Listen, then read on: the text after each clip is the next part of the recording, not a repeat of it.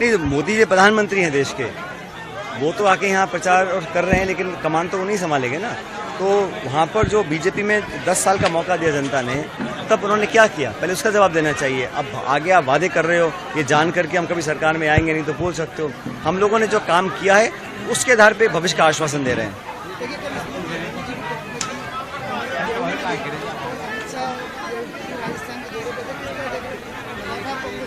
भाई, हर नेता को छूट है प्रचार करने की। अब हम बाकी राज्यों में जाते हैं तो बाकी राज्य के नेता यहाँ पे आएंगे, उनका स्वागत है।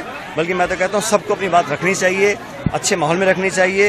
जीत और हार जनता तय करेगी, लेकिन जो भी नेता हैं वो अपनी पार्टी की बात करें, विचारधारा की बात करें, समाज को तोड़ने की, नफरत और टकराव की बात ना करें, विकास की बात करें, चर्चा जनता के मुद्दों पर करें तो बेहतर होगा। लोकतंत्र में ये बहुत जरूरी है कि अच्छा माहौल बना रहे, प्यार प्रेम से सारे चुनाव संपन्न हो। जितना हमें समर्थन पहले मिला उससे ज्यादा इन चुनाव में मिल रहा है। कार्यकर्ता सक्रिय हैं और खासकर नौजवान समझ रहे हैं किस दिशा में हमको जाना है, कहाँ हमारा विकास होगा और कौन सबको साथ लेकर चलते हैं। वो अच्छी विचारधारा को चुनेंगे, अच्छे नेताओं को चुनेंगे, मुझे पूरा विश्वास है। प्रियंका जी के दौरे लग रहे हैं, खड़गे जी के कल से दौरे चल रहे हैं, तो सब नेता राजस्थान में आए हैं। भारतीय जनता पार्टी के जो नेतृत्व है वो अब चिंता कर रहे हैं, क्योंकि उनके जो लोकल लीडरशिप है उनके कैंपेन में दम नहीं आ रहा। और दिल्ली के नेता आ रहे हैं, सब मंत्री संतरी प्रधानमंत्री भी आ रहे हैं, लेकिन फिर भी जनता का जो रिस्पांस है वो मिल नहीं रहा। और मैं पूरी तरह आश्वस्त हूँ कि पब्लिक को मुझे भरोसा है और इस बार दोबारा कांग्रेस पार्टी की सरकार बनेगी राजस्थान में।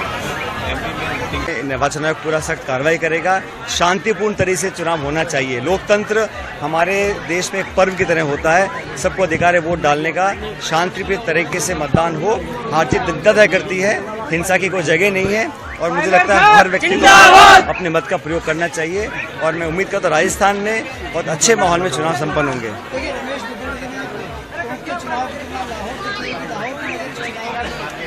अब ये देखो, ये जो भाजपा के हमारे कुछ साथी हैं, इनसे पूछो कि भाई आपने 3 काले कानून किसानों के क्यों बनाए। जो बच्चियां हमारी कुश्ती करती थी उनके ऊपर जो आरोप लगे, दिल्ली में धरना क्यों दिया, किसान क्यों परेशान है, महंगाई क्यों बढ़ गई, गैस सिलेंडर 1200 का क्यों मिल रहा है। 10 साल से आपने ना तो 2 करोड़ रोजगार दिए, ना किसान की आमदनी दुगनी करी, ना विदेश का काला धन लेकर आए, और पेट्रोल डीजल 100 रुपये का हो गया। इस पे कोई जवाब मिलेगा नहीं। ये तो लोगों को विभाजित करने की जो मानसिकता है उसको आगे बढ़ाने का काम करते हैं। पब्लिक समझदार है, इन बातों में फंसने वाली नहीं है, और कितनी भी कोशिश कर लें, लेकिन यहाँ पर जो है पड़ना कांग्रेस का भारी रहेगा। आज प्रदेश की जनता कांग्रेस का हाथ पकड़ रही है, क्योंकि विकास हम लोग करा सकते हैं, विजन हम लोगों का है, नीति नियत नेतृत्व सब में कांग्रेस बाकी दलों से बेहतर है, और हम सब मिलकर चुनाव लड़ रहे हैं। और हमारा पहला उद्देश्य है कि जनता का विश्वास दोबारा जीतकर सरकार बनाएं। बाकी सब राज्यों में हमारा बहुत अच्छा परफॉर्मेंस रहेगा, राजस्थान में भी हम सरकार बनाएंगे ऐसा मैं मानता हूं। और राहुल जी ने दौरे किए हैं कल, आज प्रियंका जी के दौरे हैं, खड़गे साहब के कल से दौरे हैं, तो लगातार नेतृत्व हमारा जो शीर्ष नेतृत्व है वो कैंपेन कर रहा है। और रिस्पांस पब्लिक का जो है उसे देखकर मुझे लगता है कि हम लोग अच्छे बहुमत के साथ यहाँ दोबारा सरकार बनाएंगे। सचिन जी, आप बोलते हैं कि देश की नज़र इस सीट पर है, अब विपक्षी बोलने लगे हैं कि विदेश की भी नज़र इस सीट पर है, लाहौर। देखिए, मैं तो इसलिए कहता हूँ क्योंकि आप सब लोग बड़े जिज्ञासा आप लोग रहती है कि किस तरफ होगा, क्या होगा। तो हम सब चाहते हैं कि यहाँ पहले से ज़्यादा बहुमत लेकर हम जीतें। और जहाँ तक जो हमारे भाजपा के साथी हैं उनकी टिप्पणियों पर कुछ मुझे बोलना नहीं है, पब्लिक जवाब देगी 3 तारीख को जब परिणाम आएंगे।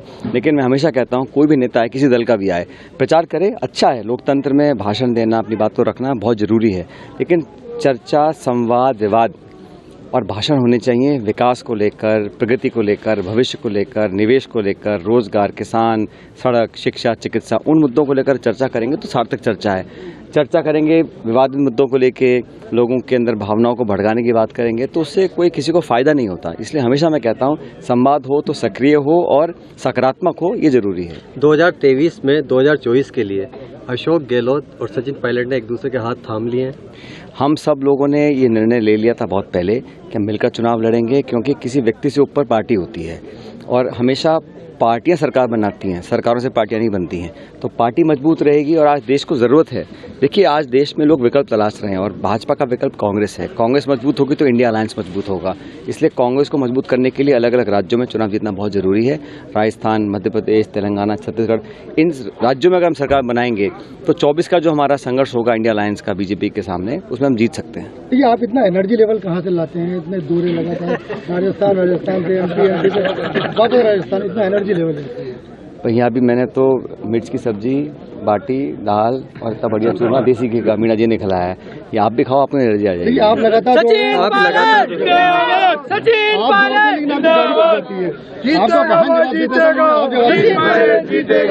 जीतेंगे भाई, जीतेंगे। आप तो दौड़ रहे हैं लगातार, लेकिन आपकी गाड़ी धोखा देगी, लेकिन आप जो है लगातार दौड़ रहे हैं। अब गाड़ी ज़्यादा चलाओगे तो खराब हो ही जाएगी।